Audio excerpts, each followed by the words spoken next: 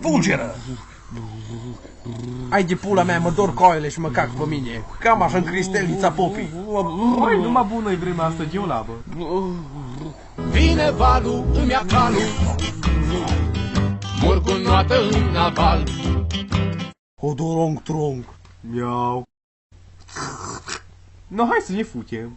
Adică, hello, sunteți gay. Fulgeră! Ce pula mea e aia?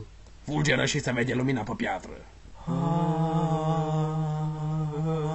Da, bă, eu încă mă cac pe mine, dar măcar nu mă mai dor coile. Bă, Feri, uită pe măta. Capul jos la pulă. Da, mă duc să fut o labă.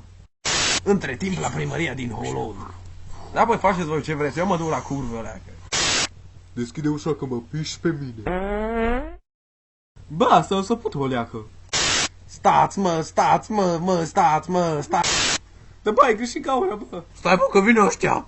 Da, bă, vrea careva să-mi vadă coile.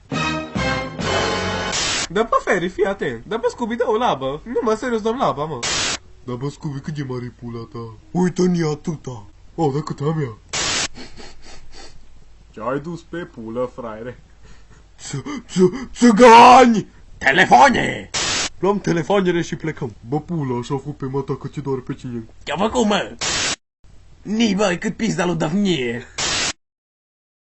Ce faci, mă? Am închis ușa și-mi bag pula în clanță să văd dacă se deschide înapoi. Țigan păstătări, fără să știi, furăm telefoanele la femei care suntem țigani. Apuse, vreau să-mi prezici viitorul. Mă cac pe viitorul tău, îs o buvniță. Bă! Sub pula la 10 lei. Na, ăsta da bărbat.